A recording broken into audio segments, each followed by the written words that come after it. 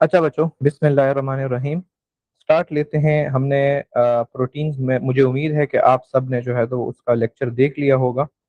और आज हम डायरेक्टली स्टार्ट करेंगे लिपिड से। तो स्टूडेंट्स, लिपिड्स हमने जो फंडामेंटल बायोलॉजिकल मॉलिक्यूल स्टार्ट किए थे उसमें से थर्ड नंबर के ऊपर हमारे पास आ जाता है लिपिड्स। सही। अब बाकी जितने भी हमने बायोलॉजिकल मॉलिक्यूल्स पढ़े थे उनका तो सिस्टम इस तरीके से आसान था कि हम उसको एक डिफिनीशन के अंदर तमाम चीजें उसकी ला सकते थे। अब मसला लिपिड्स के अंदर ये है कि इसमें हमारे पास ये एक हेट्रोजेनस ग्रुप है of organic compounds. Heterogeneous group से क्या मुराद है? हेट्रोजेनस ग्रुप से ये मुराद है कि लिपिड्स के अपने जो ग्रुप के अंदर कंपाउंड्स है उनकी आपस में नहीं बनती। एक एक तरह का है, दूसरा दूसरी तरह का है। एक कांस्टेंट कोई हमारे पास इसका कोई मोनोमर, या कांस्टेंट हमारे पास इसकी कोई यूनिफॉर्मिटी, या कांस्टेंट कोई स्ट्रक्चर नहीं है जिसके ऊपर हम दूसरे दूसरे मोनोमर्स लगा के एक बड़ा पॉलीपेप्टाइड बना सकते हैं। सही। तो इस वजह से इसको कहा गया है कि ये एक हेट्रोजेनस ग्रुप है, यानी इसमें कोई होमोजिनिटी नहीं है। ये तो मिट गया। इसमें कोई होमोजेनिटी नहीं है, और इसमें जो तमाम हमारे पास ऑर्गेनिक कंपाउंड्स है वो एक दूसरे से डिफरेंट है स्ट्रक्चरली। अब हमने फिर उन सब को लिपिड्स की कैटेगरी में क्यों डाला हुआ है?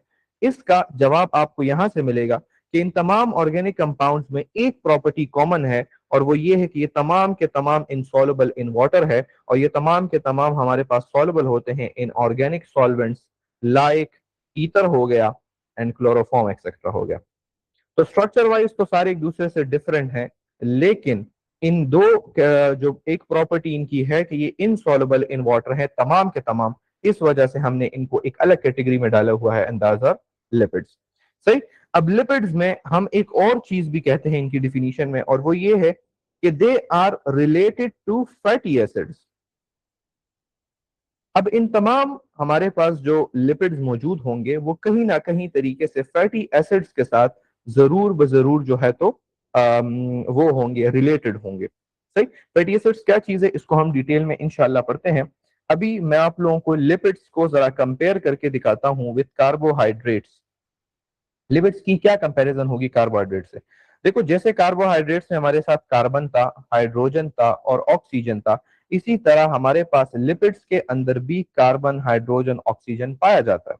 लेकिन जो चेंज है वो ये है कि it contain relatively less oxygen in proportion to the carbon and hydrogen as compare to carbohydrates. यानी कार्बन, हाइड्रोजन, ऑक्सीजन तो है, लेकिन जो हमारे पास ऑक्सीजन है वो कार्बोहाइड्रेट्स की बनिस्बत हमारे पास बहुत ही ज्यादा कम पाया जाता है लिपिड्स के अंदर। ठीक है। तो वो जो कार्बोहाइड्रेट्स के अंदर हमारे साथ नॉर्मल रेशियो थी 2:1, यानी अगर दो हाइड्रोजन हुए तो एक हमारे पास जो है तो ऑक्सीजन होगा, वो यहाँ पर फॉलो नहीं की जाती। यानी मैं अगर आपको एग्जांपल दे दूं ट्राइस्टीरीन का, यहाँ पर C57 है, H110 है, लेकिन ऑक्सीजन सिर्फ और सिर्फ 6 है इसके पास। अगर यही फार्मूला आप लोगों को कभी कार्बोहाइड्रेट्स के अंदर मिलता तो ये 2:1 फॉलो कर रहा होता। यानी अगर यहाँ पर 110 है तो यहाँ पर 55 ऑक्सीजन हुआ करते, लेकिन यहाँ पर ऐसा नहीं है।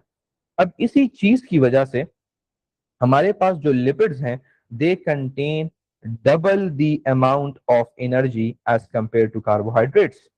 ऑक्सीजन इन सब में कम है, इस वजह से लिपिड्स के अंदर बहुत ही ज्यादा तवानाई होती है, almost double the amount of energy as compare to carbohydrates. अब आप लोगों से वो एमसीक्यू में पूछ सकते हैं कि अगर 1 ग्राम ऑफ, लेट से वो आपको, ये भी मैं सैंपल वाला एमसीक्यू आपको बता रहा हूं, अगर वो आपको कहे कि 1 ग्राम ऑफ कार्बोहाइड्रेट है हमारे पास, कार्बोहाइड्रेट, और वो आपको तवानाई दे रहा है 4 कैलोरी की।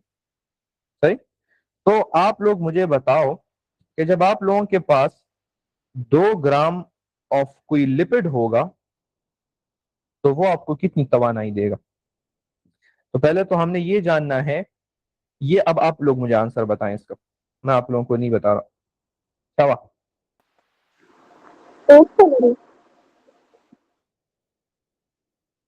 हाँ, हमारे पास 16 ग्राम।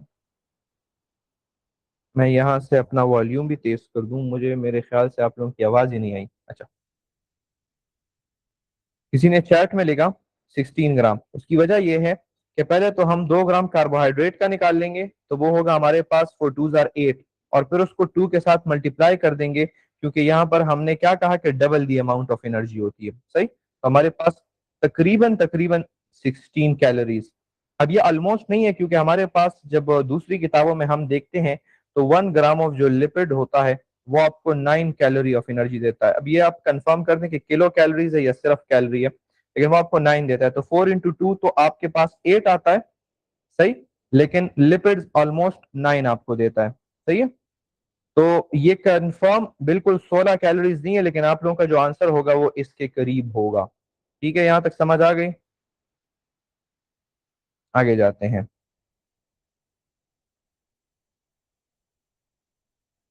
अब रीजन क्या है इनके डबल इनर ये जो डबल एनर्जी हमें दे रहा है। हो सकता है 4.5 दे रहा हो, लेकिन उन्होंने वो एमसीक्यू पे ऊपर डिपेंड करता है, एमसीक्यू और आपको वैल्यू जो है तो वो देगा। बस आप लोगों ने सिर्फ आप लोगों की बुक में ये चीज है कि double the amount of carbohydrates है, अगर कार्बोहाइड्रेट्स की जितनी भी हुई डबल अमाउंट आपको देगा ये चीज। रीजन क्या है डबल एनर्जी की स्टूडेंट्स? हमारे पास जब मैंने यहाँ पर आप लोगों से कहा कि ऑक्सीजन कम है, तो कार्बन और ऑक्सीजन बॉन्ड्स भी कम है, सही। और कार्बन और हाइड्रोजन बॉन्ड्स बहुत ज्यादा हैं लिपिड्स के अंदर। अब carbon and hydrogen bond high energy bonds है, और carbon oxygen bond low energy bond है। इसकी क्या वजह है? इसकी वजह यह है कि जब आप लोगों ने रिडक्शन और ऑक्सीडेशन का पढ़ा था, हमने कहा था जब किसी कंपाउंड के साथ हम ऑक्सीजन को ऐड कर रहे होते हैं तो दैट इज ऑक्सीडेशन। ज्यादा कवर हो गया क्या मतलब फायदा?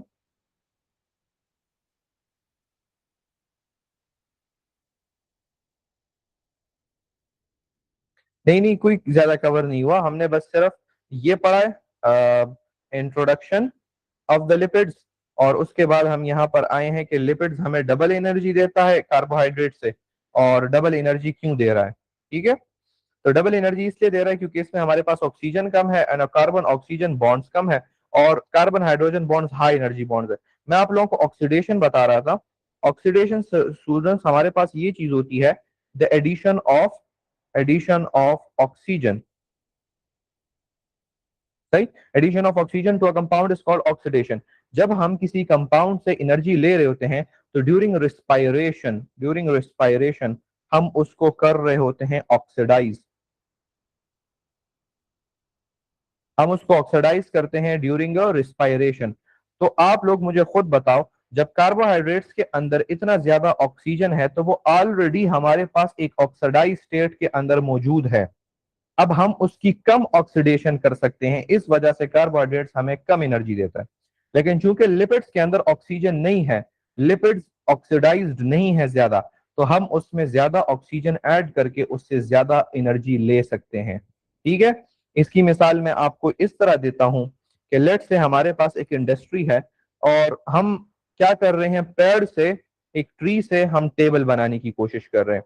तो पहले स्टेप में हम इस ट्री की कटिंग करते हैं, सही, इसकी हम कटिंग करते हैं। उसके बाद हमारे पास वुडन प्लैंक्स आते हैं ये फैक्ट्री के अंदर, और फिर इन वुडन प्लैंक से हम फिर टेबल बनाता है कौन? कारपेंटर, सही। ये चीज है। अब जो लिपिड्स हैं वो तो आपको इस स्टेट में मिलेंगे, ट्री के स्टेट में, सही। लेकिन जो कार्बोहाइड्रेट्स है वो आपको वुडन प्लैंक्स की शक्ल में मिलेंगे।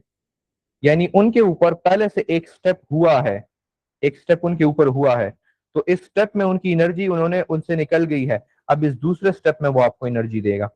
ठीक है, इसीलिए ये, और हम जो है तो आप लोगों का ये सवाल यहाँ पर बन सकता है कि हम लिपिड्स को एनर्जी फ्यूल के लिए क्यों यूज नहीं कर रहे होते। उसकी वजह यह है कि जब बॉडी को एनर्जी की जरूरत पड़ती है तो उसको जल्दी एनर्जी चाहिए होती है।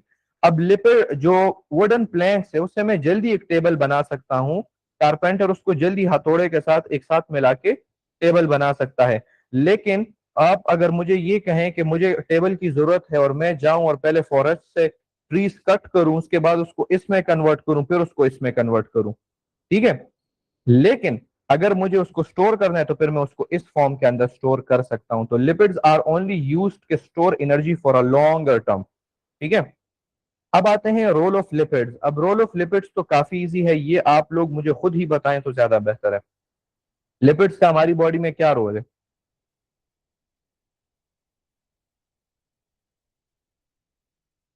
शाबाश, यस। सबसे पहले हमारे पास तो यही चीज आ गई है, रिजर्वायर ऑफ एनर्जी। ठीक है, रिजर्वायर ऑफ एनर्जी हो गई, स्टोरेज एनर्जी मॉलिक्यूल है। हाँ, हमें इंसुलेशन भी देता है, इंसुलेशन भी हमें प्रोवाइड कर रहा होता है लिपिड्स। और लिपिड क्या? की वजह से जो प्लाज्मा मेम्ब्रेन है वो भी स्ट्रक्चरली ठीक होता है, मतलब वो भी हाँ, लिपिड्स प्रॉपर्टी है। लिपिड्स की बिल्कुल हमारे साथ जो बायलेयर मेम्ब्रेन है वो लिपिड्स ही से बना हुआ है, बायलेयर मेम्ब्रेन। और कुछ? प्रोटेक्शन, बिल प्रोटेक्शन यहाँ पर हमने लिख दिया है। तो ये तमाम, हाँ, सम हार्मोन्स जो हमारे साथ स्टीरॉयड हार्मोन्स है, स्टीरॉयड हार्मोन्स, ये तमाम के तमाम क्या है, these are role of lipids. तो ये एक इजी चीज है, आप लोग देख भी सकते हो खुद।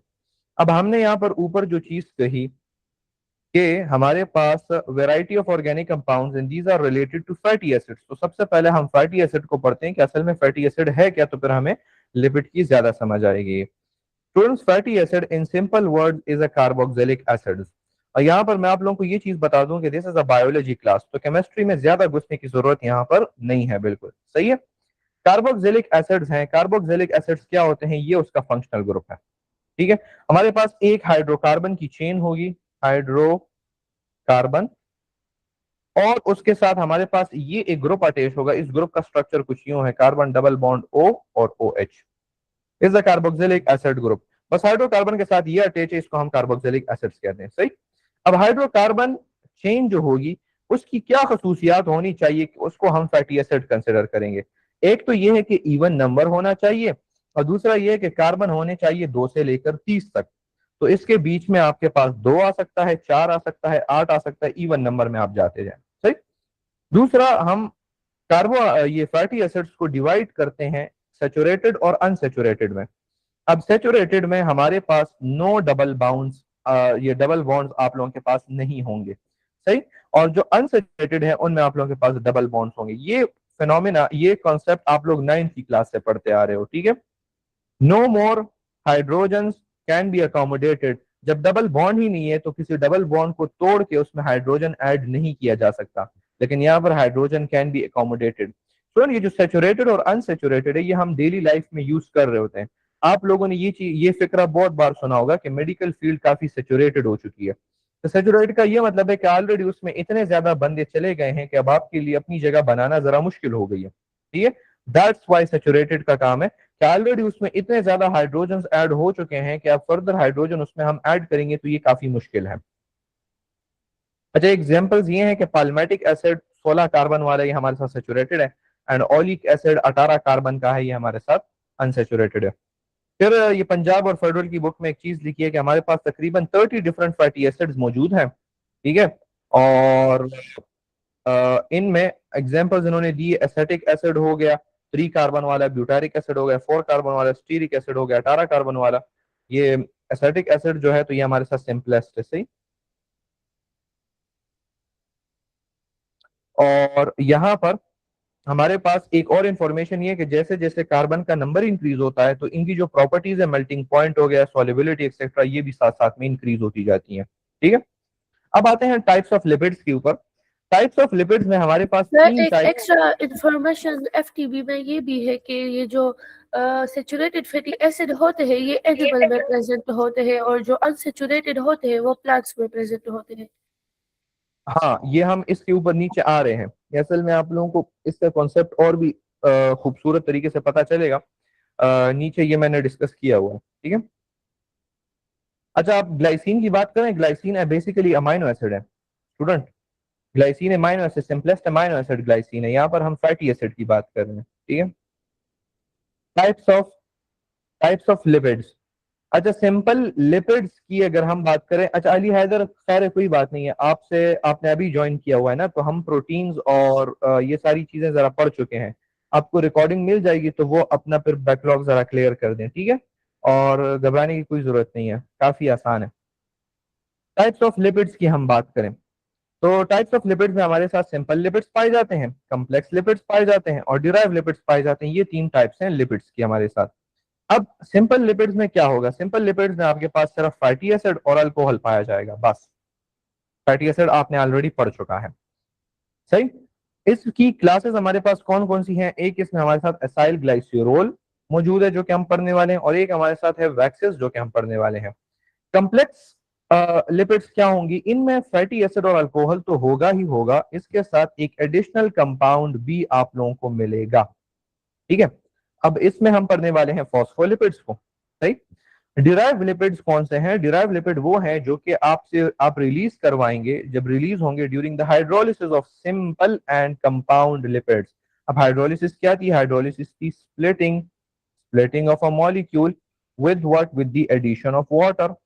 आप ऐड करते हो वाटर। तो जब आप देखो यहाँ पर सिंपल लिपिड्स है ना, तो सिंपल लिपिड्स को जब हम स्प्लिट करेंगे तो ये बना है हमारे साथ फैटी एसिड और अल्कोहल से, तो हमारे पास आउटकम में क्या निकलेगा? फैटी एसिड आएगा। तो ऑटोमेटिकली फैटी एसिड आपका डिराइव्ड लिपिड हो गया है, ठीक है। इसके अलावा स्टीरॉइड्स हो गए, टर्पीन्स हो गए, टर्पिनॉइड्स हो गए, तो ये सारे हमारे साथ डिराइव्ड हैं। अच्छा, आप लोगों के जो पीएमडीसी का सिलेबस है उसमें एसाइल ग्लाइसरोल इंक्लूडेड है, वैक्स इंक्लूडेड है, फॉस्फोलिपिड्स इंक्लूडेड है। बाकी ये जो तीन है इनको हम स्किप करेंगे because those are not included in your PMDC syllabus.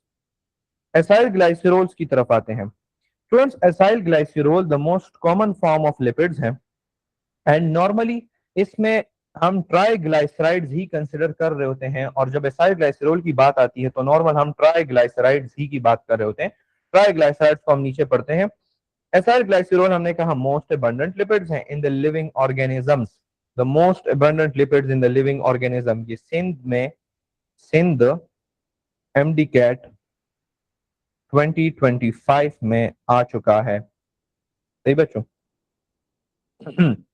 Chemically asters, chemically क्या है? ईस्टर्स होंगे of the glycerol and fatty acids. चूंकि सिंपल है तो फैटी एसिड होगा, और जो अल्कोहल होगा वो है हमारे साथ एक स्पेशल टाइप ऑफ अल्कोहल जिसको हम कहते हैं ग्लाइसिरोल। अब एस्टर्स पहले पढ़ते हैं कि ईस्टर्स क्या चीज है। तो ईस्टर्स हम पढ़ते हैं कि वो कंपाउंड जो हमारे साथ स्टेरिफिकेशन रिएक्शन से बने। अब आप लोग कहोगे कि सर स्टेरिफिकेशन रिएक्शन क्या है? ये तो आपने ऐसा कहा कि हयान कौन है, तो मैं कहूँ जिस बंदे का नाम हयान हो वो हयान है, सही। तो compounds produced as a result of a reaction of an alcohol with an acid. जब आप लोगों के पास एक अल्कोहल किसी एसिड के साथ रिएक्शन करता है, इस रिएक्शन को हम स्टेरिफिकेशन कहते हैं, ठीक है। और इससे बनने वाले कंपाउंड को ईस्टर कहते हैं, और इनके में जो बॉन्ड पाया जाएगा वो होगा ईस्टर बॉन्ड। यहां तक आप लोगों की ये केमिस्ट्री काफी है।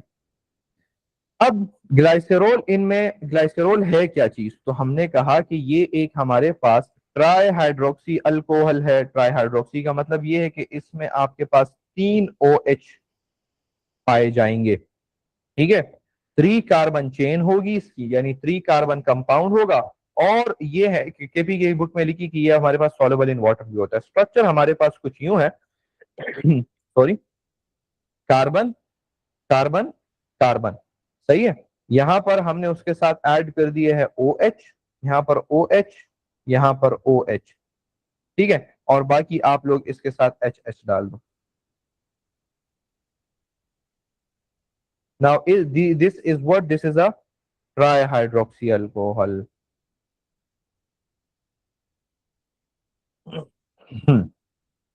ठीक है। अब स्ट्रक्चर ऑफ एसाइल ग्लाइसिरोल के ऊपर आते हैं कि हमारे पास ये ट्राई जो ग्लाइसिरोल है ये फैटी एसिड्स के साथ कंबाइन किस तरीके से होता है।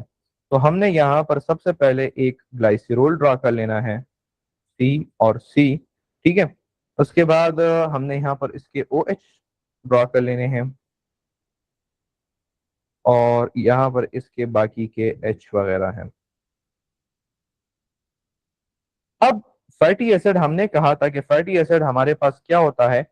C डबल बॉन्ड O होता है, सही। तो H डबल बॉन्ड O, यहां पर हमारे साथ C आ जाएगा, C, सही। C डबल बॉन्ड O, और यहां पर हमारे साथ R हो जाएगा। अच्छा ये इस तरह नहीं है, सॉरी। ठीक है, हमने वो डबल बॉन्ड डबल ओ की वजह से डाल दिया है। अब स्टूडेंट्स, अगर हमारे साथ इस ग्लाइसिरोल के साथ एक फैटी एसिड कंबाइन हो जाए तो हमारे पास यहां पर किस तरीके से ये कंबाइन होगा, यहां से हमारे पास जाएगा ओ एच और यहां से हमारे पास जाएगा एच, और ये जो बॉन्ड है ये इसके साथ डायरेक्ट बन जाएगा। तो चूंकि ये कंडेंसेशन रिएक्शन है, हमारे पास आउटपुट में क्या आएगा, हमारे पास आउटपुट में आएगा एक वाटर मॉलिक्यूल इससे निकल जाएगा, और ये हमारे पास जो ग्लाइसिरोल है उसके साथ सी अटैच है, उसके साथ डबल बॉन्ड ओ है, और ये हमारे साथ आर है। ठीक, और ये हमारे साथ सी और C, this is O H and this is O H, H H H H H. अब स्टूडेंट्स इसके साथ चूंकि हमने एक फैटी एसिड ऐड किया हुआ है, इसीलिए हम इसको कहेंगे मोनो एसाइल ग्लाइसिरोल। ठीक है, अब अगर इसके साथ में एक दूसरा फैटी एसिड यहां पर ऐड कर दूं और वो इसके साथ इस तरीके से बॉन्ड बना ले, तो पर हम इसको कहेंगे डाई एसाइल ग्लाइसिरोल। अब अगर मैं इसके साथ एक तीसरा एसाइल फैटी एसिड भी बाउंड कर लूं, सही, तो फिर ये हमारे साथ बनेगा क्या चीज, try acyl glycerol, try acyl glycerol या ट्राई ग्लाइसराइड। तो फिर हम इसको ट्राई एसाइल ग्लाइसराइड कहते हैं। ये जो स्ट्रक्चर आपके पास अभी बनी है, दिस इज ट्राई ग्लाइसराइड। समझ आ रही है ना, बात तो सर के ऊपर से नहीं गुजर रही। ठीक है, एक होगा तो मोनो होगा, दो होंगे तो डाई होगा, तीन होंगे तो ट्राई होगा, और साथ साथ में हमारे पास क्या आ जाएगा, तीन वाटर मॉलिक्यूल्स भी निकल जाएंगे। जी टॉफी,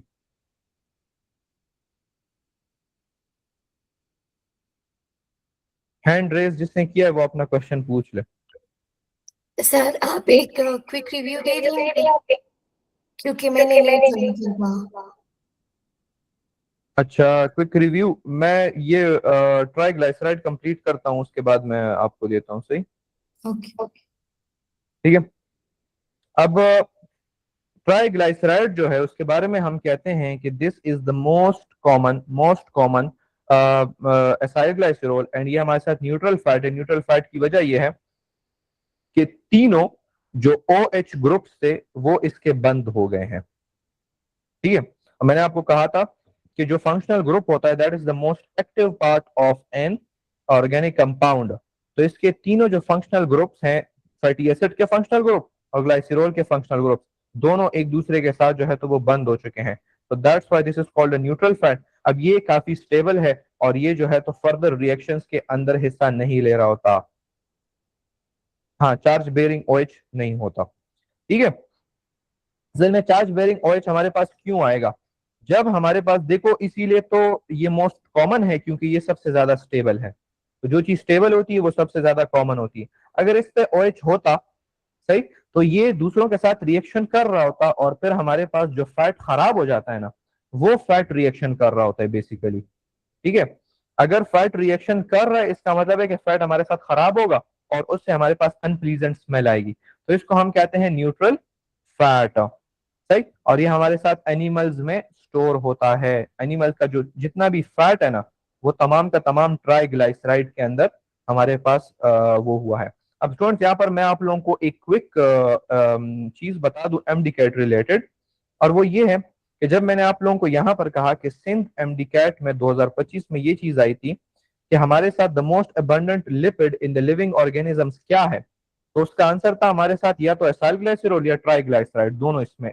लिख सकते हो। ठीक है, मुझे एक स्टूडेंट ने डीएम किया था कि सर आप कहते हैं कि आपकी अपनी बुक ही से एमसीक्यूज आया करेंगे एमडीकैट में, लेकिन ये जो पीस ऑफ इंफॉर्मेशन है ये फेडरल की बुक में लिखा गया है, हमारी सिंध की बुक में नहीं लिखा गया।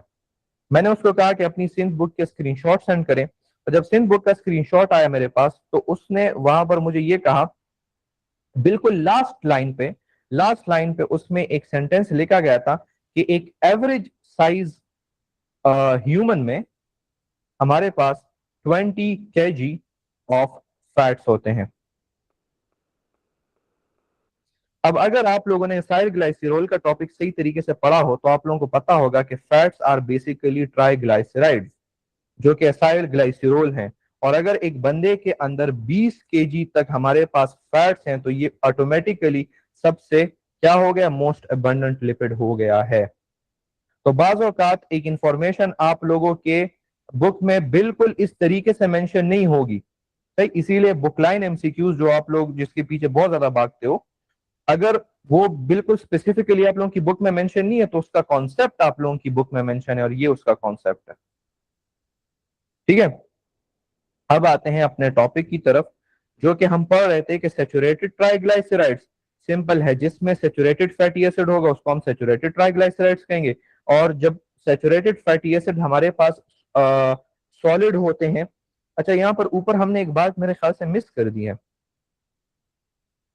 और वो बात ये थी कि these are solid at room temperature and unsaturated are liquid at room temperature. तो सेम वही चीज ट्राइग्लाइसराइड के ऊपर भी अप्लाई होगी कि जब उसमें सैचुरेटेड होंगे तो सॉलिड होगा एट रूम टेम्परेचर, और इसको हम कहते हैं फैट्स इन एनिमल्स, सही। और जब अनसैचुरेटेड ट्राइग्लाइसराइड्स होंगे तो वो लिक्विड होंगे एट रूम टेम्परेचर, और ये हमारे पास पाए जाते हैं, ये जो ऑयल्स हैं प्लांट से हम एक्सट्रैक्ट करते हैं, ये हमारे पास अनसैचुरेटेड ट्राइग्लाइसराइड्स ही होते हैं। ठीक है, अब इस टॉपिक का ऊपर से थोड़ा सा रिव्यू दे देते हैं जिन्होंने अभी ज्वाइन किया हुआ है उनके लिए। स्टूडेंट्स, सिंपल हमने ये कहा था कि लिपिड्स हमारे पास किसी एक ग्रुप में हम इसको डाल नहीं सकते, नहीं सॉरी ये नहीं बात की थी, हमने ये बात की थी कि लिपिड के जितने भी हमारे पास कंपाउंड्स पाए जाते हैं वो हमारे पास एक दूसरे से थोड़े से डिफरेंट है स्ट्रक्चर वाइज। तो ये हमारे पास इसीलिए हम इसको कहते हैं कि ये एक heterogeneous group of organic compound है, क्योंकि एक ही ग्रुप में मुख्तलिफ टाइप ऑफ ऑर्गेनिक कंपाउंड्स पड़े हुए हैं, कोई होमोजिनिटी नहीं है इनके बीच में। फिर हमने कहा कि हमने इसको एक ग्रुप में इसलिए डाला है क्योंकि तमाम के तमाम इनसॉल्युबल इन वाटर हैं और सॉल्युबल इन ऑर्गेनिक सॉल्वेंट्स हैं। फिर हमने कहा कि ये तमाम के तमाम रिलेटेड हैं विद फैटी एसिड्स, सही। और फिर हमने इनकी कंपैरिजन की विद कार्बोहाइड्रेट्स, हमने कहा कि कार्बोहाइड्रेट्स ही की तरह कार्बन भी होगा, हाइड्रोजन भी होगा, ऑक्सीजन भी होगा, सही। लेकिन ये होगा कि ऑक्सीजन जो है तो वो इन लेस प्रोपोर्शन होगा, यानी कार्बोहाइड्रेट्स के अंदर ऑक्सीजन ज्यादा पाया जाता है और लिपिड्स के अंदर ऑक्सीजन कम पाया जाता है। फिर हमने कहा कि देखो एग्जांपल है ट्राइस्टीरीन, एक सिंपल लिपिड है हमारे पास जिसमें कार्बन 57 है, H110 है, और ऑक्सीजन जो है तो वह हमारे पास 6 पाए जाते हैं। तो 2:1 वाला जो फार्मूला है वो इसके ऊपर अप्लाई नहीं होता। फिर हमने कहा कि lipid contain double the amount of energy as compare to carbohydrates, ठीक है, इसी वजह से कि ऑक्सीजन इनमें कम है। और उसकी वजह यह है हमारे पास कि कार्बन और ऑक्सीजन हमारे साथ लो एनर्जी बॉन्ड्स हैं और कार्बन और हाइड्रोजन हाई एनर्जी बॉन्ड्स है, तो लिपिड्स के अंदर ये बॉन्ड्स ज्यादा होते हैं बनिस्बत एक दूसरे के। ठीक है, और ये एक एग्जांपल मैंने आप लोगों को की, लेकिन ये आप लोग फिर देख लोगे रिकॉर्डिंग में। रोल ऑफ लिपिड्स हमने एक्सप्लेन किए। फिर उसके बाद हमने कहा फैटी एसिड, सही, हमने कहा ये कार्बोक्सिलिक एसिड होगा, एक इसमें हाइड्रोकार्बन की चेन होगी और एक इसमें कार्बोक्सिलिक एसिड का फंक्शनल ग्रुप होगा जो कि ये चीज है। और हाइड्रोकार्बन की जो चेन होगी वो इवन नंबर की होगी और फ्रॉम 2 to 30, सही। तो 2 हो सकते हैं, 4 हो सकते हैं, 8 हो सकते हैं। फिर हमने कहा कि या तो सेचुरेटेड होगा और या अनसेचुरेटेड होगा। सेचुरेटेड में डबल बॉन्ड कोई नहीं होगा और अनसेचुरेटेड में डबल बॉन्ड आप लोगों के पास होगा। ठीक है, फिर हमने कहा कि 30 डिफरेंट टाइप्स हैं, टाइप्स नहीं सॉरी 30 डिफरेंट एग्जांपल्स है हमारे पास। एसिटिक एसिड हो गई, ब्यूटारिक एसिड हो गई, स्टीरिक एसिड हो गई, और जैसे कार्बन बढ़ेगा उसी तरह इसकी मेल्टिंग पॉइंट, सॉल्युबिलिटी, सब चीजें बढ़ेंगी। टाइप्स ऑफ लिपिड हमने कहा सिंपल लिपिड में सिर्फ फैटी एसिड होगा, सही जी मरवा। सर मेरा क्वेश्चन ये आपने कहा है ना कि जो ऐसे ये फैटी एसिड्स हैं ये हमारे पास हाँ, इवन नंबर होंगे, तो यहाँ ये जो एसाइल ग्लाइसराइड है ये तो 3 कार्बन है क्या आपने कहा है? फैटी सॉरी एसिड हमारे पास स्टूडेंट्स, फैटी एसिड हमारे पास देखें, फैटी एसिड का जो हाइड्रोकार्बन का चेन होगा वो हमारे साथ इवन नंबर का होगा, सही। अब इस फैटी एसिड के कार्बन चेन के साथ एक ये वाला कार्बन भी ऐड होगा तो ये उसको ऑड कर देगा। अगर हमारे पास हाइड्रोकार्बन की जो चेन है उसमें हमारे साथ 4 कार्बन पाए जाते हैं, ठीक है, लेकिन जो ये अपना वाला इसके साथ ऐड होगा कार्बोक्सिलिक एसिड का तो ये टोटल हमारे साथ 5 कार्बन का बन जाएगा। ठीक है, और जो आपने ग्लाइसिरोल की बात की है तो स्टूडेंट ग्लाइसिरोल तो हमारे साथ अल्कोहल है, वो तो फैटी एसिड है ही नहीं। ठीक है।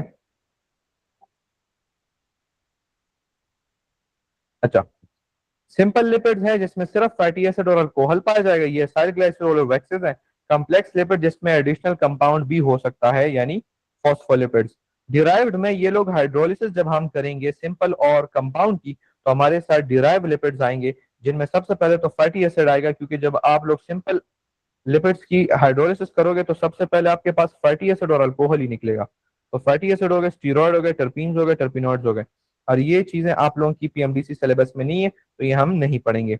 और फिर हमने एसाइल ग्लाइसरॉल स्टार्ट किया था। एसाइल ग्लाइसरॉल के ऊपर समझ गए हो?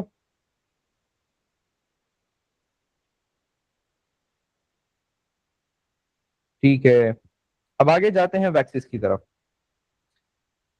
Sir, I have read a word, solidity of lipid is directly proportional. तो मैं पढ़ लेता हूँ। Directly proportional to the number of carbons, which I don't understand. Can you explain? Students, solidity of lipid does not depend on the number of carbons. Solidity of lipid depend upon its saturation.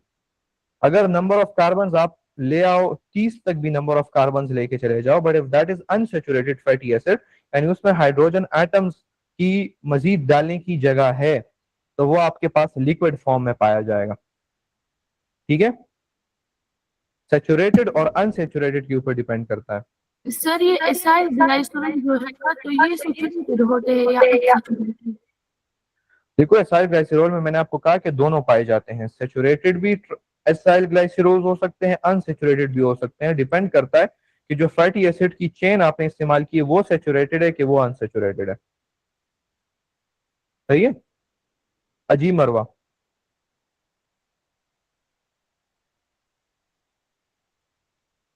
Question पूछ ले मरवा अपना।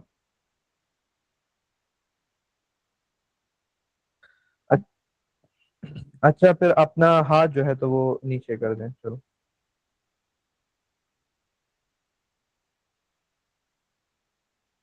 Sir आप कह रहे हैं कि most, हाँ तो मोस्ट हम जो मोस्ट कॉमन है वो हमारे पास 16 to 18 ही है, लेकिन हमने कहा कि 30 तक हमारे साथ जो है तो ये जा सकती है। सही है, मोस्ट कॉमनली उसने कहा है। वैक्सिस की बात हम करते हैं, तो वैक्सिस हमारे पास सिंपल लिपिड है और ये हमारे साथ हाइड्रोफोबिक है, क्योंकि तमाम लिपिड्स हमारे साथ हाइड्रोफोबिक होते हैं। और क्या है, ऑर्गेनिक कंपाउंड है, ये तो आपको पता है। वैक्सिस हमारे पास सॉलिड होते हैं, तमाम के तमाम। ठीक है, वैक्सिस की दो टाइप्स हैं स्टूडेंट्स। एक है आप लोगों के पास नेचुरल लिपिड्स जो कि सिंपल है, और एक हमारे पास है सिंथेटिक लिपिड्स वैक्सिस जो कि डिराइव्ड लिपिड्स है। ठीक है, अब वैक्स जो नेचुरल होगी वो क्या होगी, एक long chain of fatty acid होगा और एक लॉन्ग चेन ऑफ अल्कोहल होगा। ठीक है, अब ट्राइएसाइल ग्लाइसरॉल में जितने हमारे पास 3 फैटी एसिड्स थे ना, यहाँ पर हमारे पास एक ही फैटी एसिड होगा, लेकिन एक बहुत ही ज्यादा लॉन्ग चेन वाला होगा। और वहां पर जो एसाइल ग्लाइसरॉल थे उसमें सिर्फ और सिर्फ ग्लाइसरॉल हो सकता था, जो कि 3 कार्बन अल्कोहल है। यहाँ पर हमारे पास एक बहुत लंबी चेन वाला अल्कोहल होगा। ठीक है, तो एक आप लोगों के पास अल्कोहल हो गया और एक आप लोगों के पास फैटी एसिड हो गया। एग्जाम्पल हो गई हमारे पास बीजवैक्स और क्यूटिन वगैरह। बीवैक्स आपके पास जो शहद की मक्खियों का चत्ता होता है उसमें पाया जाता है, और क्यूटिन हमारे पास प्लांट्स के जो लीव्स वगैरह होते हैं उसके इर्द गिर्द एक वैक्सी कोटिंग होती है जो कि उस प्लांट को प्रोटेक्ट कर रही होती है वाटर लॉस से, उसको हम क्यूटिन कहते हैं। अच्छा, हमारे पास इनर्ट है, इनर्ट का मतलब ये कि स्टेबल है, रिएक्शंस में हिस्सा नहीं लेता। स्टेबल है इसीलिए तो ये आपको वाटर प्रूफिंग और इन चीजों में प्रोटेक्शन के लिए इस्तेमाल होता है। सही, तो not affected by environmental oxidation. Student जान लें कि एनवायरमेंटल ऑक्सीडेशन का मतलब है किसी फैट का खराब हो जाना, और जब वो खराब सी वो स्मेल करता है, जब चर्बी खराब हो जाती है तो स्मेल करती है ना, इसका मतलब है कि ये चर्बी एनवायरमेंटल ऑक्सीडेशन का शिकार हो गई है। तो जो चीज इनर्ट होगी वो एनवायरमेंटल ऑक्सीडेशन का शिकार नहीं होगी। प्रोटेक्टिव फंक्शन होगा इन प्लांट्स एंड एनिमल्स, यानी वाटर प्रूफिंग वगैरह हो गई प्लांट्स के इर्द गिर्द। बाकी इंसेक्ट्स वगैरह भी अपने इर्द गिर्द जो है तो ये वैक्सेस वगैरह लगाते हैं। सही, डिराइव्ड वैक्सेस हमारे पास इंडस्ट्रियल मैड है, इंडस्ट्रियल ह्यूमन मैड है। सही, इंडस्ट्री में बनाया जाता है, और ये पेट्रोलियम जो कंपाउंड्स है उनसे बनाया जाता है, यानी ये नेचुरली आपको नहीं मिलेगा। और पैराफिन जो कैंडल वैक्स है, मोम, और जो वेजलीन हम लोग हाथों वगैरह पर लगाते हैं, इसके अलावा जो ग्रीस हो गई है, जो गाड़ियों को दिया जाता है, ये तमाम के तमाम हमारे पास इंडस्ट्रियल वैक्सेस हैं। इसके अलावा कॉस्मेटिक्स का सामान, लिपस्टिक वगैरह, ये सारी चीजें भी वैक्सेस हैं। ठीक है, फॉस्फोलिपिड्स, अब हम कम्प्लेक्स और कंपाउंड लिपिड की क्लास में आ गए हैं, जो कि फॉस्फोलिपिड्स हम आज पढ़ेंगे। ठीक है, अब फॉस्फोलिपिड क्या चीज है? तो हम कहते हैं ये एक ऐसी ऑर्गेनिक कंपाउंड है जिसमें हमारे पास ये सारी चीजें होंगी। अब कौन सी चीजें होंगी? एक तो हमारे पास होगा इसमें ग्लाइसिरोल, ठीक है, ठीक हो गया। दो होंगे हमारे पास फैटी एसिड्स, ठीक हो गया। एक हमारे साथ होगा फास्फोरिक एसिड ग्रुप H3PO4, या फॉस्फेट ग्रुप भी आप इसको कह सकते हैं। और एक हमारे पास होगा one of these four organic compounds, या तो कोलिन होगा जो कि एक नाइट्रोजनस बेस है, या हमारे साथ इथेनॉल अमाइन होगा जो कि अमाइनो अल्कोहल है, या इनोसिटोल होगा जो कि अमाइनो एसिड है, या सेरीन होगा जो कि अमाइनो, ये भी अमाइनो एसिड है। ठीक है, तो ये चीजें तो फिक्स्ड हैं, फिक्स्ड, लेकिन ये चीजें चेंज होती रहती हैं, और इन ही चीजों की वजह से हमारे पास टाइप्स ऑफ फॉस्फोलिपिड्स बनती हैं। ठीक है, टाइप्स ऑफ फॉस्फोलिपिड्स, क्लियर हो गया। अब हम जाते हैं कि हमारे पास स्ट्रक्चर एक फॉस्फोलिपिड का किस तरीके से बनता है। स्टूडेंट्स रिमेंबर द मोनो, ये डाइएसाइल ग्लाइसिरोल का स्ट्रक्चर रिमेंबर करें। डाइएसाइल ग्लाइसिरोल को हमने किस तरीके से बनाया था? अब मैं आपको डाइएसाइल ग्लाइसिरोल बना के देता हूं। C1 C2 C3, ये ग्लाइसिरोल के 3 कार्बन हो गए, सही। कार्बन नंबर 3 के ऊपर हमारे पास फैटी एसिड अटैच्ड है, ठीक है। कार्बन नंबर 2 के ऊपर हमारे पास फैटी एसिड अटैच है। अब ये चीज हो गई है, एक ग्लाइसिरोल होगा, 2 फैटी एसिड्स होंगे। अब हम इसमें एक फास्फोरिक एसिड डालेंगे, तो एक हमारे पास इसमें आ जाएगा फॉस्फेट ग्रुप, फॉस्फोरिक एसिड आ गया। और अब one of these four organic compound, अब इस फॉस्फेट ग्रुप के साथ एक हमारे साथ अटैच होगा कोई भी एक एडिशनल कंपाउंड।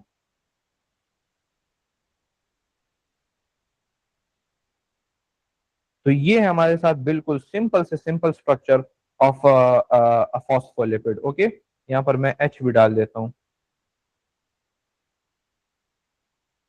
अब स्टूडेंट्स, जब हमारे पास ये एडिशनल कंपाउंड एक कोलिन होगा, हम इसमें कोलिन डाल देते हैं, एडिशनल कंपाउंड को हम कर देते हैं कोलिन, सही, इसको हमने कर दिया है कोलिन। तो इस पर्टिकुलर फॉस्फोलिपिड को हम कहते हैं फॉस्फेटाडाइल कोलिन, जिसका दूसरा नाम है लेसिथिन, और यह है मोस्ट कॉमन फॉस्फोलिपिड्स। अच्छा, फेडरल और पंजाब की बुक में एक लफ्ज लिखा गया है, एक सेंटेंस लिखी गई है, दैट इज के फॉस्फोलिपिड्स आर डिराइव्ड फ्रॉम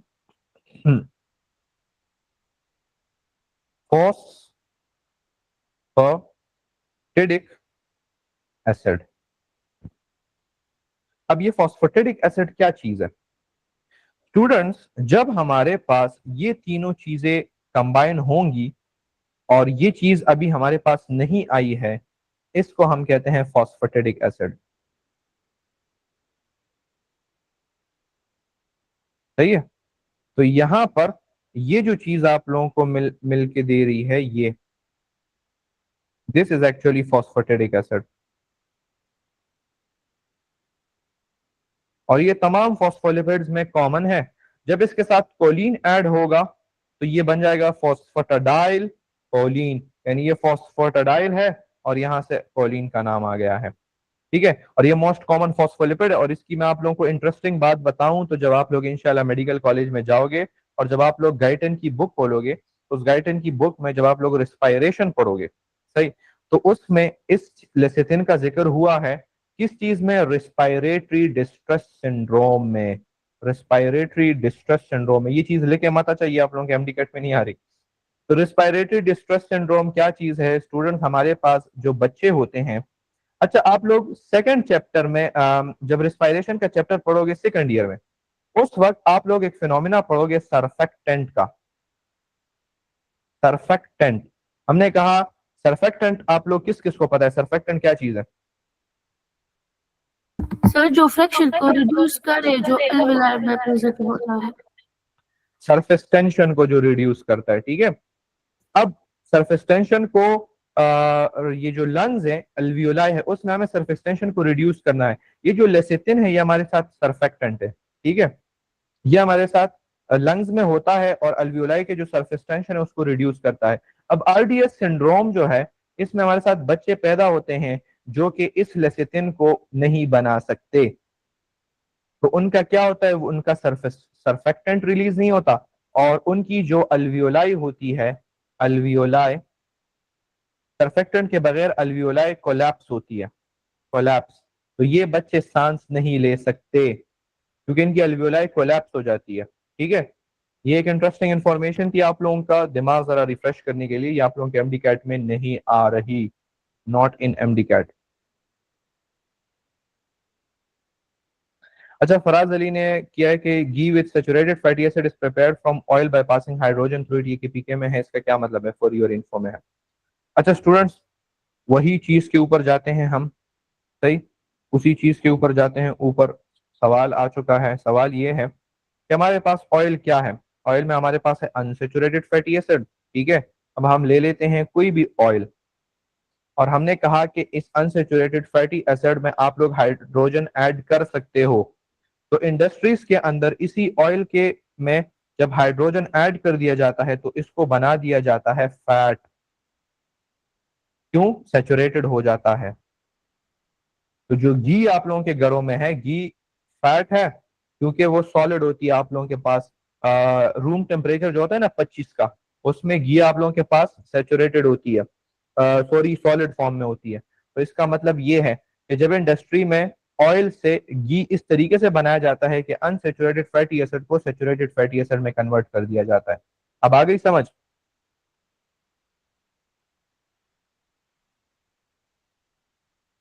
अच्छा, इस फॉस्फोलिपिड के हमारे पास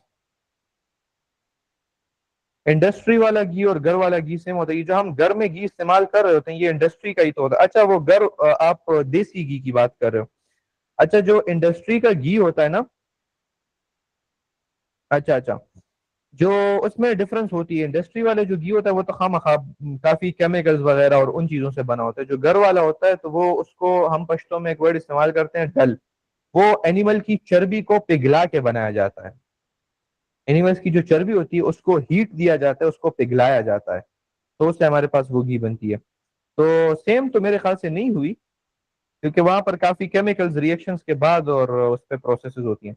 पार्ट्स ऑफ फॉस्फोलिपिड की बात करते हैं स्टूडेंट्स। हमारे पास फॉस्फोलिपिड में एक हेड वाला पार्ट होगा, एक टेल वाला पार्ट होगा। यहाँ पर ये जो पार्ट आप लोग देख रहे हो इसको हम कहते हैं हेड, और जो ये वाले जो पार्ट्स हैं इसको हम कहते हैं tail of that fatty acid, ठीक है।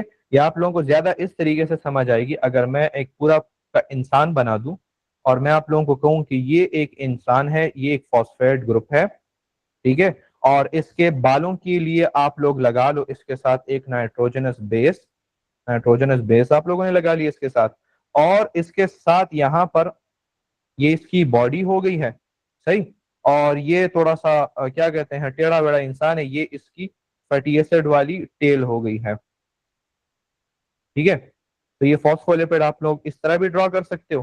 तो ये जो पार्ट आप लोगों को नजर आ रहा है इसको हम कहते हैं हेड ऑफ द फॉस्फोलिपिड, और ये जो पार्ट आप लोगों को नजर आ रहा है इसको हम कहते हैं tail of the phospholipid, head and tail. अच्छा, अब जो हेड है, हेड ये है कि दिस इज हाइड्रोफिलिक, हाइड्रोफिलिक, और ये हमारे साथ पोलर भी है। पोलर, पोलरिटी की वजह ये है कि हमारे पास इसमें फॉस्फेट ग्रुप, नाइट्रोजनस बेस, ये हमारे साथ एसिड है और ये हमारे साथ बेस है, सही है। तो ये हमारे साथ पोलर हो गया, और वाटर तो पोलर चीजों को डिसॉल्व कर रहा होता है, तो ये वाटर को पसंद है, ये हाइड्रोफिलिक है। जबकि टेल जो है तो ये तो वही फैटी एसिड हो गई, ये हमारे साथ हाइड्रोफोबिक चीज है, हाइड्रोफोबिक, ये पानी से दूर भागती है, ये नॉन पोलर है, ठीक है। अब फंक्शन क्या है आप लोग मुझे बताओ, फॉस्फोलिपिड की क्या फंक्शन है,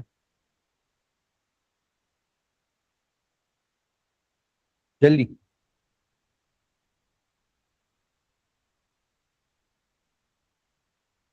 शाबाश, एनीवन, सेल मेंटेन में पाई जाती है। क्या,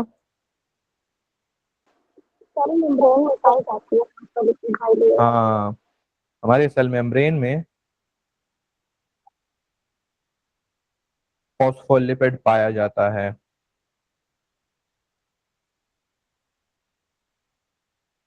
ठीक है, that was all of the topic about phospholipid. अब हम ब्रेक ले लेते हैं और ब्रेक के बाद हम न्यूक्लिक एसिड स्टार्ट कर लेते हैं। ठीक है, यहाँ तक किसी का कोई क्वेश्चन है? बताओ। सर एक्सक्यूज मी, जी जी बताएं। सर ये केपीके के बुक में ये पेज नंबर 36 पे एक इंफॉर्मेशन दी हुई है, अगर ये जरा डिफाइन करें हमें। क्या इन्फॉर्मेशन लिखी हुई है मुझे बताएं।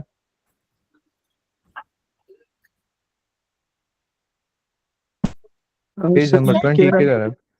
Phospholipids are not simply structural components of cellular membrane. Enzymatic processes of phospholipids by phospholipases convert these molecules into lipid mediators. किधर लिखा हुआ है? सर पेज नंबर 46 पे मेरे बुक में ये इस ऊपर है। ये 46 है ना, आपको दिख रहा है? यहाँ पर नहीं है मगर मेरे बुक में है। अच्छा, आपकी बुक जरा न्यू होगी। बताएं मुझे क्या लिखा हुआ है। सर मैं इसको टाइप करके भेज। सर मैंने ऑलरेडी टाइप किया है। अच्छा, phospholipids are not simply structural component of cellular membrane. Enzymatic processes of the phospholipid by phospholipase convert these molecules into lipid mediator or second messenger that play key role in membrane trafficking, signal transduction. ओहो, ये तो biochemistry का बड़ा topic इन्होंने छेड़ दिया है। अच्छा स्टूडेंट्स, ये हमारे साथ है सेल मेम्ब्रेन। समझाता हूं मैं आप लोगों को, शुक्र है ये मुझे याद था। ये हमारे साथ है सेल मेम्ब्रेन। ठीक है, अब इस सेल मेम्ब्रेन के ऊपर हमने कहा था कि हमारे साथ ग्लाइकोप्रोटीन्स, आप लोग आगे पढ़ोगे, वो होता है हमारे पास क्या कहते हैं, एंजाइमेटिक एक्शंस या हार्मोन्स के लिए वो अटैचमेंट साइट्स प्रोवाइड करते हैं। सही। अब ऐसा है, इन्होंने लिखा है कि are not simply structural component, enzymatic process of the phospholipid by phospholipase convert the molecule into lipid mediator second messenger. Second messenger क्या चीज है? यहाँ पर हमारे साथ एक हार्मोन अटैच हो जाएगा। लेट्स से हम कहें कि this is an insulin hormone. ठीक है, अब इंसुलिन हार्मोन का क्या काम है? इंसुलिन हार्मोन ये करता है, इंसुलिन कहता है कि जो बाहर ग्लूकोज फिर रहा है ब्लड में, सेल को कहते हैं कि आप ये ग्लूकोज एंटर कर लो। सही। अब ये इंसुलिन हार्मोन यहाँ पर इसके साथ कनेक्ट हो गया। ये जो यहाँ पर बुक में जो फिनोमिना लिखा गया है, ये फिनोमिना एक यहाँ पर हो जाता है, एंजाइम्स की वजह से ये फॉस्फोलिपिड्स वगैरह कन्वर्ट हो जाते हैं और यहाँ पर लिपिड मीडिएटर्स, फॉस्फोलिपिड्स हमारे पास लिपिड मीडिएटर्स बन जाते हैं। ठीक है, जो एंजाइम है वो इससे ये चीज कर देता है, लिपिड मीडिएटर। ये लिपिड मीडिएटर चला जाता है सेल के न्यूक्लियस में और सेल के न्यूक्लियस को पैगाम देता है कि बाहर इंसुलिन हार्मोन अटैच हुआ है और वो कह रहा है कि ग्लूकोज को अंदर लो। सही। तो फिर न्यूक्लियस यहाँ से दूसरे मीडिएटर सेंड करके चला जाता है सेल मेम्ब्रेन के पास और सेल मेम्ब्रेन को कहता है कि तुम जरा अपनी ग्लूकोज के लिए जो वो है परमिएबिलिटी, वो बढ़ा दो और ग्लूकोज को एंटर कर दिया जाता है। सही। तो ये जो यहां पर फिनोमिना हुआ, इसको हम कहते हैं सेकंड मैसेंजर। पहला मैसेंजर इंसुलिन था और सेकंड मैसेंजर हमारे पास लिपिड मीडिएटर हो गया। अब समझ आ गई सबको?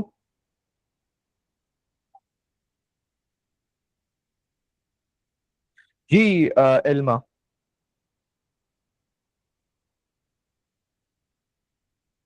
सर जो इंसुलिन है वो एक हार्मोन है, राइट?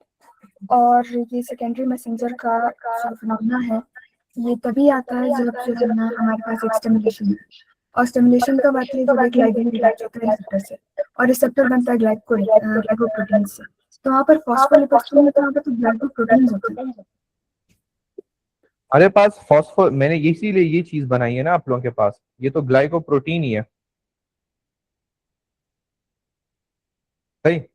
लेकिन हमने ये चीज कही है, हम ब्रेक लेंगे जरा, मैं अपने टैबलेट को चार्ज भी कर दूं। मैंने ये चीज कही है कि यहाँ पर जो हमारे पास लिपिड मेम्ब्रेन है, उससे भी हमारे पास लिपिड मीडिएटर्स बन सकते हैं जो कि सेकंड मैसेंजर लेके जा सकते हैं।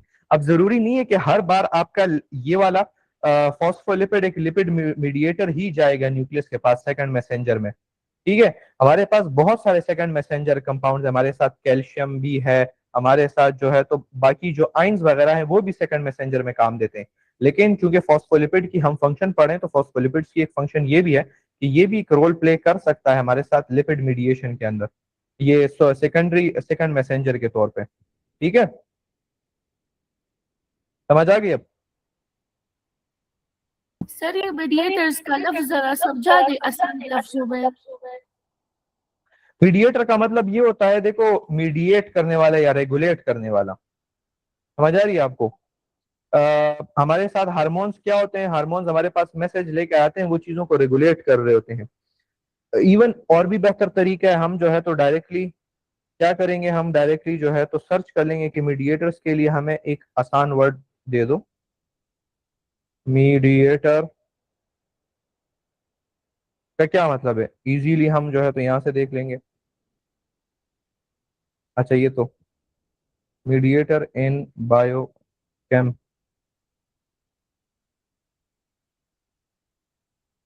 अच्छा मीडिएटर का मतलब है ब्रिज। समझ आ रही है? DNA bound transcription, sir mediator इसको कहते हम हैं ब्रिज मतलब को। खबरी कह सकते हैं ताकि ये सेल को खबर दे। खबरी कह सकते हैं, ये हमारे साथ ब्रिज है। देखो ब्रिज किस तरह हुआ, लिंक हो गया। यहाँ पर इंसुलिन ने पैगाम लाया, इसने इंसुलिन और न्यूक्लियस के दरमियान में एक ब्रिज बना दिया, लिंक, ब्रिज। खबरी भी कह सकते हो, हाँ मीडिएटर ये चीज हो गई है। समझ आ रही है? अच्छा स्टूडेंट्स, ये जो टूल्स है ना गूगल वगैरह, ये सारी चीजें ये यूज किया करें, चैट जीपीटी हो गई, दीज आर वेरी क्या कहते हैं, रिलायबल सोर्सेज हैं जो कि आपको बताती हैं